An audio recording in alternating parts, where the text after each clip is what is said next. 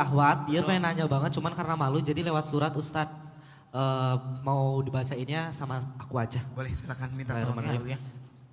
Tadi dulu ya sayangnya. Bismillahirrahmanirrahim.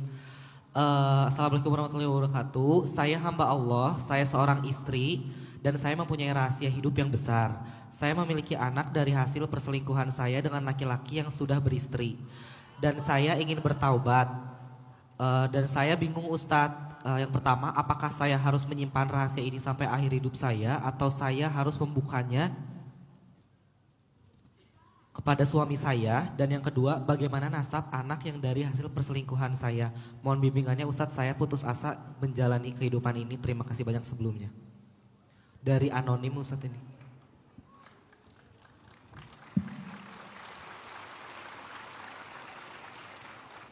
Saya harus jawab yang jujur atau yang menyenangkan?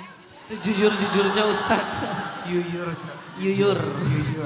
Kalau yang jujur berarti kamu udah tahu jawabannya. Dosa itu adalah sebuah tanggung jawab. Kalau kita melakukan sebuah dosa, bertanggung jawablah. Jangan sampai kita udahlah melakukan dosa, tapi nggak mau bertanggung jawab dengan dosa kita. Salah satu bentuk tanggung jawab kita adalah kita nggak boleh merahasiakan sesuatu yang merugikan orang lain. Satu yang paling dirugikan di sini siapa? Anaknya. Karena dia nggak jelas nasabnya. Jangan sampai dia kelak melakukan dosa zina gara-gara nikahnya nggak sah. Kenapa nikahnya nggak sah? Karena nasabnya nggak jelas. Kenapa nasabnya nggak jelas? Karena orang tuanya merahasiakan sesuatu yang sakral kepada dia. Jadi dia berhak tahu tentang asal usulnya. Jadi kalau kalian pernah mendengar bahwa dosa zina itu diturunkan, maksudnya itu bukan diturunkan dalam arti kayak karma, bukan. Kalau orang tua berzina, anak pasti berzina, bukan itu maksudnya. Ini kayaknya kalau ada yang ngomong kayak gini, ini salah tafsir nih. Maksud dosa zina diturunkan itu adalah orang tua berzina sebelum mereka menikah. Setelah berzina, anaknya perempuannya hamil, lalu mereka menikah, lahirlah anak itu dalam pernikahan mereka, tapi anak itu bukan anak halal.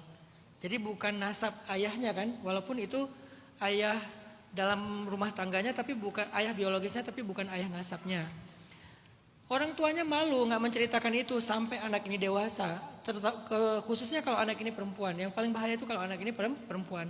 Ketika anak ini dewasa, dinikahkan oleh ayah biologisnya, padahal nggak sah secara nasabnya. Berarti kan pernikahannya nggak sah. Karena pernikahannya nggak sah, berarti anak ini tanpa sengaja melakukan zina kan ya? Lahirlah anak berikutnya, zina lagi, zina dan seterusnya. Itulah yang disebut dengan zina turunan. Jadi bukan ketika orang tua berzina, udah pasti anak berzina, bukan. Nggak adil dong kalau kayak gitu caranya. Apa salah si anak? Ini dosa orang tuanya. Anak ini nggak akan dosa dengan zinanya, tapi kan orang tuanya numpuk terus dosanya. Dosa zina demi zina yang tidak sengaja dilakukan oleh keturunannya kan ya, karena mereka nggak mendapatkan sebuah berita yang jelas atau hak untuk mengetahui kenyataan. Jadi dia harus tanggung jawab memberitahu kepada anaknya nomor satu, biar anak itu paham asal usulnya. Yang kedua, suaminya punya hak untuk memilih. Jangan sampai, ya itulah bagian dari tanggung jawab kita, konsekuensi perbuatan dosa kita. Suami punya hak untuk memilih. Berdoa aja semoga suaminya akhirnya memaafkan. Tapi dia punya hak untuk memilih. Ini menurut saya ya. Suaminya berhak untuk memilih setelah dia tahu kenyataannya.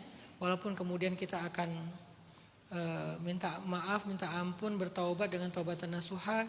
Dan bagi suami yang seperti ini juga mendapatkan amanah. Setelah dia tahu kenyataannya, dia dapat amanah. Amanah apa? Amanah untuk merahasiakan dan menutupi aibnya. Jadi dia bukan hanya punya hak memilih, tapi juga punya tanggung jawab untuk menjaga amanah.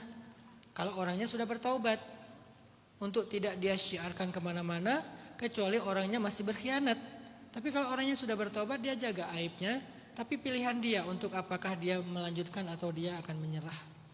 Ini pendapat saya. Kalau yang kedua ini pendapat saya. Kalau yang pertama itu emang konsep syariatnya kayak gitu. Anak itu harus tahu asal usulnya, dan itu adalah haknya dia. Itu adalah kewajiban orang tua memberitahu asal usul anak supaya dia tahu bagaimana dia menjalankan syariat.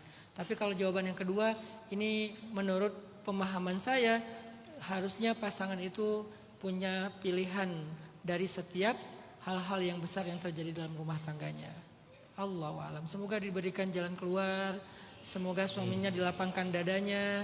Semoga istri ini dia bertaubat dengan Allah dengan taubatan nasuha.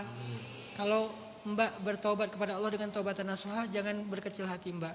Allah pasti akan memberikan makhraja, jalan keluar. Ayat itu ada di surat cerai. Artinya apa? Gak usah khawatir. Kalau kita harus memberitahukan yang sebenarnya dan kita benar-benar bertaubat kepada Allah, Allah nanti pasti akan berikan jalan keluar. Semua orang berbuat kesalahan, tapi sebaik-baik yang berbuat kesalahan adalah yang bertaubat. Berarti sekarang tantangan Mbak adalah taubatan nasuha.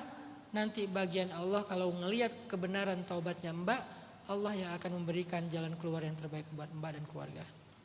Allahu a'lam.